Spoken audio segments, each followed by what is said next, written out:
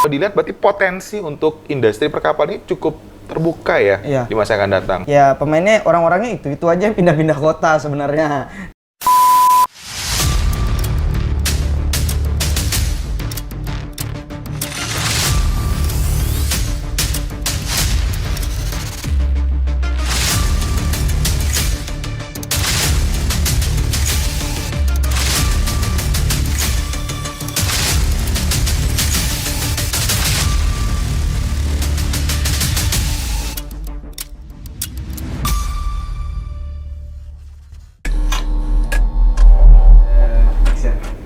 Halo semuanya, balik lagi bersama saya Ricky Wijaya di channel YouTube-nya Ricky Wijaya, dan kali ini kita berada di segmen Rich Blue Sea. Nah, pada kesempatan segmen kali ini sebelum kita menyapa narasumbernya, saya akan sedikit memberikan penjelasan. Apa sih segmen Rich Blue Sea ini? Di segmen Rich Blue Sea, kita akan mengupas secara tuntas terkait dengan apa itu industri perkapalan. Mulai dari bagaimana membuat kapalnya, sampai dengan siapa sih sebenarnya target pasar daripada industri ini, dan seberapa besar pasarnya. Nah, untuk itu hari ini kita sudah kehadiran salah satu narasumber yang bernama Fernando Sitanggang. Beliau adalah karyawan di PT Armada Bangun Samudra, dan sudah cukup lama nih berkecimpung di dunia industri perkapalan, karena untuk gelar pendidikannya sendiri, yang bersangkutan mengambil teknik perkapalan. Mari kita sapa bersama-sama. Selamat siang, Bang Fernando. Siang, Mas. Selamat siang, Bang Fernando. Boleh menyapa dulu teman-teman semuanya yang ada di sana? Nggak, ini ada di sana, di mana-mana pokoknya. Selamat siang, saya Fernando. Saya asal Jakarta lah, tapi saya bekerja di PT Armada Bangun Samudra. Posisi kantor sih di Cilegon, dekat Merak lah. Di Cilegon dekat Merak. Iya. Seberapa dekat tuh antara Cilegon dan Merak? Setengah jam lah mungkin ya. 40 menit lah ya. Tapi pertanyaannya, memang dari dulu minatnya mau kerja di sana, Mas? Di galangan atau di dunia perkapalan gitu? Iya, atau di Cilegonnya? Kalau dulu tuh karena kita ngebayangin ya, dulu tuh kiblat gitu. Kalau kita di dunia perkapalan tuh kiblat, bangun kapal tuh selalu arahnya ke Batam, karena salah satu produksi kapal terbesar lah di Indonesia maupun di dunia lah, karena dia termasuk hampir mayoritas perusahaan di sana tuh ya berkecimpung di dunia perkapalan, di galangan kapal. Pengennya dulu tuh lulus kuliah ke Batam cari ilmu baru balik ke Cilegon. Karena orang tua di sini kan. Karena kalau di sana kan jauh untuk ketemu orang tua. Berarti untuk kota besar atau kota-kota yang memang tempat untuk terkait dengan industri perkapalan itu pertama di Batam. Yang kedua bukan di Surabaya. Baru yang kedua Surabaya. Oh, dua Surabaya. Kedua baru. Cilegon tuh cuman sebagian kecil. Nggak terlalu banyak lah galangan tuh di Cilegon. Cuman karena memang dekat dengan rumah. Iya, lebih dekat. Sementara di Kalimantan juga ada kan? Ada. Untuk perusahaan galangan kapal ini. Dan memang kalau untuk industri kapal ini mungkin teman-teman semua juga harus tahu, nggak terlalu banyak ya, Mas Nando, benar ya? Banyak. Masih sedikit pemainnya. Iya, pemainnya orang-orangnya itu aja yang pindah-pindah kota sebenarnya. Dari Batam pindah ke Cilegon, Cilegon pindah Surabaya, Surabaya pindah Kalimantan. Orangnya itu aja. Pemiliknya atau karyawannya? Karyawannya. Oh. Pemiliknya mungkin ya asli Batam, asli Cilegon, atau asli Surabaya, atau asli Kalimantan. Cuman untuk karyawannya pasti bermainnya ya orangnya itu aja, jarang lah ada pemain baru. Nggak terlalu banyak ya? Iya. Nah, sebelum kita lari ke industri perkapalannya nih teman-teman. Tadi kan sudah sempat saya sampaikan bahwa Mas Nando ini lulusan daripada teknik perkapalan. Iya. Boleh menyebutkan identitas daripada perguruan tingginya? Saya lulusan Universitas Pembangunan Nasional Veteran Jakarta tahun 2013. Oke. Memang dari awalnya terjun langsung minatnya ke teknik perkapalan atau bagaimana nih? Jadi gini, dulu tuh pengen kan teknik sipil gitu ya. Bukan nggak masuk, cuman tiba-tiba kan dulu kan di SMA tuh banyak tuh kampus datang ke ya sebar brosur betul. Iseng ada UPN nih. UPN kan ada 3 tuh, ada Jakarta, Jogja, Surabaya. Iseng datang yang ke Jakarta, nggak ada teknik sipil, ada perkapalan. Iseng daftar, masuk, udah jebur. Nggak ada motivasi, nggak tahu kerjanya apa. Yang dipelajarin pun nggak tahu, jebur aja udah. Masuk aja dulu ya. ya? Masuk aja dulu. Kayaknya unik nih, atau karena beda daripada yang lain. Melihatnya gitu aja. Karena memang untuk prodi teknik perkapalan sendiri ini pun masih sangat langka ya di Indonesia. Benar ya Mas? Benar. Ya? Kalau boleh tahu nggak nih, mungkin Mas tahu berapa banyak sih kalau di universitas atau perguruan tinggi Indonesia yang ada teknik perkapalannya? Kalau teknik perkapalan untuk kita nggak bicara D3 ya, Iya. kita bicara untuk di strata 1 atau sarjana. Kalau sarjana itu masih under 15 lah. Oh, masih sedikit sekali ya? Ya, 15 tuh mungkin udah seluruh Indonesia, tapi di Jakarta itu yang negeri itu cuma 2, UPN dan UI. Ini UPN kan karena dia baru negeri juga. Dulu kan masih swasta. Satunya UI baru berdiri, satunya lagi Unsada di Jakarta Timur. Sisanya belum ada. Oke, tapi dengan adanya kalau tadi bilang UI pun baru mau mulai buka atau sudah buka ya, sudah buka tapi baru ya beberapa tahun belakangan ini. Berarti kan kalau dilihat berarti potensi untuk industri perkapalan ini cukup terbuka ya di masa yang akan datang. Kalau untuk kedepannya pasti ya kita bicara lowongan kerja, kita bisa masuk di berbagai bidang lah, nggak cuman stuck kayak saya yang bermain di galangan, ada juga yang bermain di pelabuhan, ada lagi yang bermain di, kita bisa bicara perusahaan shipping, masih banyak lah bidang yang bisa kita untuk mencari jobnya lah. Karena mungkin dulu juga yang pemain untuk industri kapal tuh nggak banyak, terus kapalnya mungkin import juga ya? Enggak, kita tetap buat kok. Dari dulu memang? Dari dulu kita buat. Oh, cuma emang nggak terlalu banyak. Iya. Kan kalau dilihat dari perkembangan logistik sendiri di Indonesia, sudah semakin pesat. Iya. Untuk trafiknya juga nggak luar biasa, udah pasti juga kapalnya harus ditambah ya? Iya. Mungkin sebenarnya pemain di Indonesia ini cuman kebanyakan tuh bermain di kapal feri atau kapal-kapal pengangkut kayak hasil dari tambang, contoh batu bara, atau kita yang lagi naik tuh nikel atau CPO. Paling di dunia itu aja. Cuman kalau kita shipping biasanya kan itu sudah naik ke perusahaan besar dalam artian internasional, nggak cuman standar nasional, karena shipping itu nggak cuman kalau di perairan Indonesia mungkin jarang lah yang bermain, tapi biasanya mereka langsung ngambil ke internasional. Oke. Balik lagi nih terkait dengan perkuliahannya Mas Nando. Kalau perkuliahan di teknik perkapalan, itu yang dipelajarin apa aja sih Mas? Intinya cara bangun kapal. Cara bangun rumah tangga? Aduh, bukan. Belum pernah lagi. Itu yang belum. Oke. Gimana? Boleh diceritain? Desain larinya sih kalau kita di teknik perkapalan, karena nama lainnya kan naval arsitektur ya. Jadi kita lari lebih ke desain yang dia dipelajari, bukan ya teknik bangun mungkin cuma numpang lewat lah, tapi kita lebih fokus di teknik ya desain gambarnya. Kalau desain gambar, kalau yang saya tahu, ini setahu saya tapi mohon dikoreksi. Kalau ketika kita bicara mengenai struktur bangunan atau struktur yang jembatan dan sebagainya, itu kan memang ada bentuk desain yang inovasi, yang kreatif. Tapi kalau kapal perasaan bentuknya gitu-gitu aja. Karena itu yang bedanya dari kapal dan bangunan, kita punya standar yang tidak bisa diubah.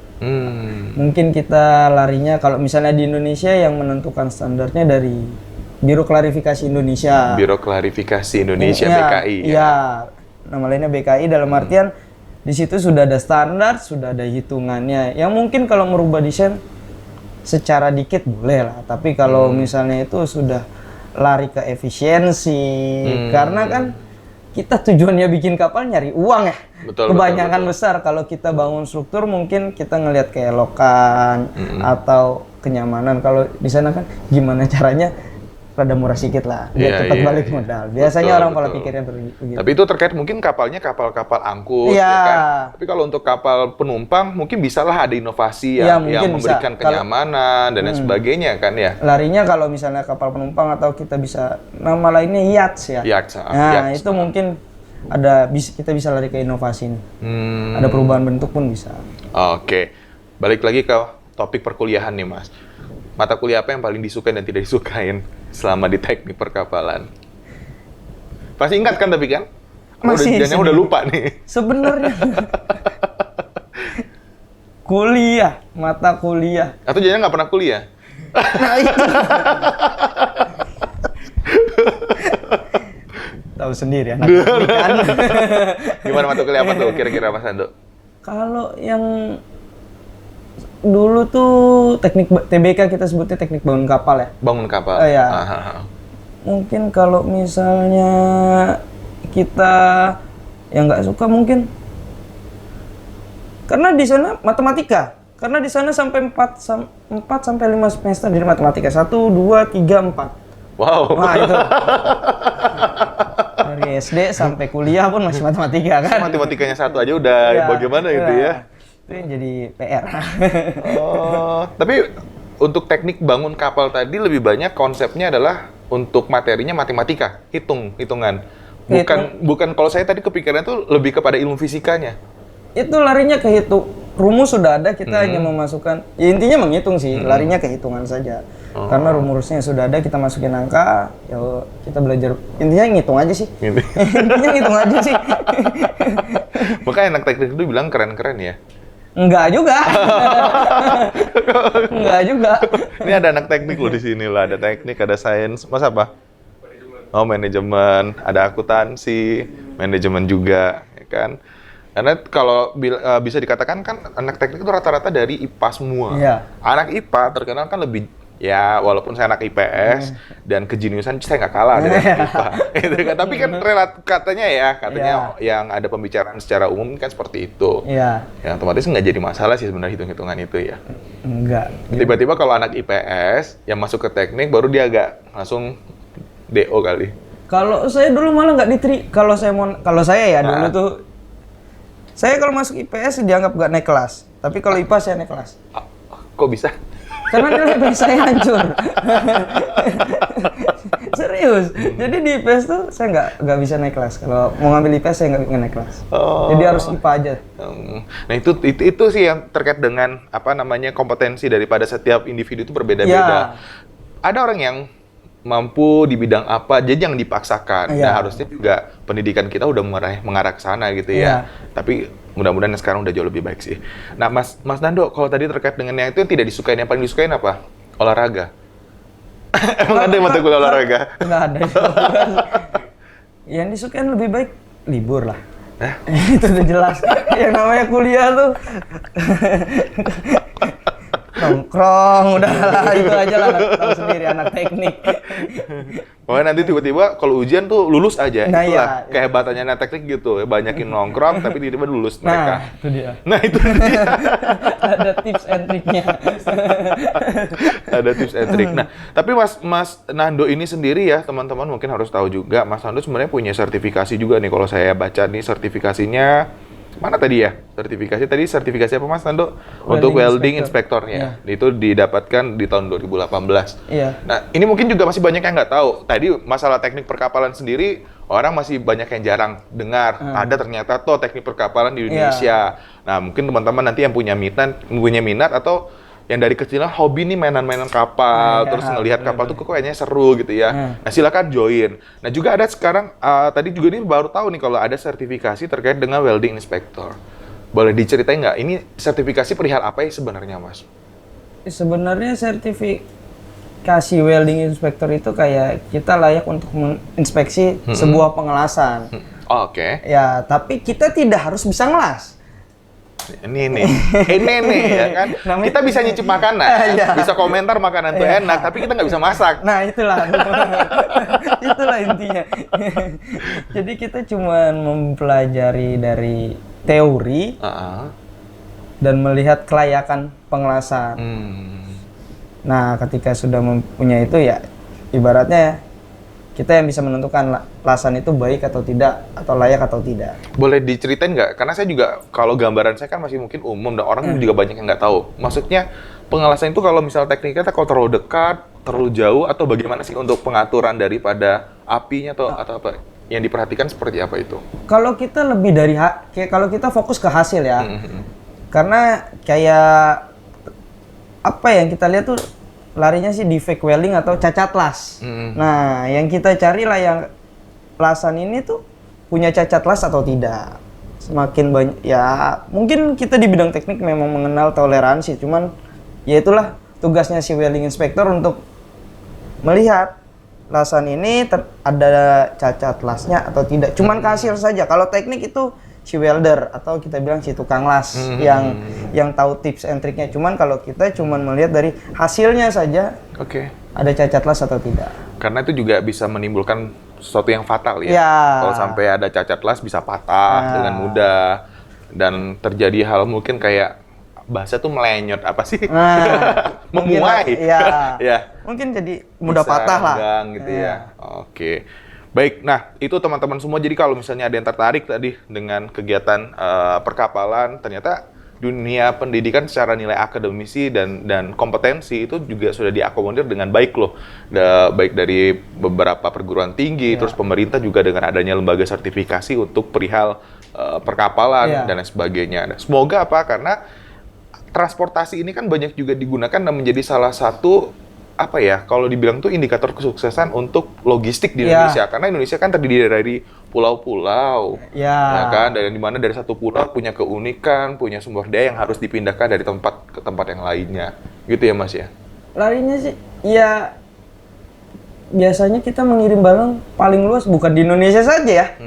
Di dunia pun pasti penggunaannya kapal. Mayoritas. Kalau kita mau instan mungkin pakai pesawat ya, tapi mayoritas yang namanya transportasi untuk mengirim barang atau dikirim hanya kapal. Karena kayak misalnya mengirim komoditas, minyak sawit, komoditas bara, batu bara dan sebagainya, nggak mungkin naik pesawat kan? Nah makanya. Mungkin rugi. Tapi nanti kita akan ulas lagi secara lengkap terkait dengan tadi ada yang namanya BKI. Ternyata perkapalan di industri perkapalan itu ada juga loh lembaga-lembaga yang menjadi lembaga evaluasi, monitoring untuk terkait layak atau tidak kapal ini untuk berlayar. Kenapa jangan sampai nanti kapal ini hanya masuk ke lautan terus jadi bangkai. Ya kan, itu yang tidak diharapkan karena nanti akan mengganggu lingkungan sekitar juga. Nah, jadi teman-teman semuanya, sahabat Riki yang ada dimanapun, kawan-kawan semuanya, tetap saksikan untuk part selanjutnya di dalam segmen Rich Blue Sea ini. Bye-bye!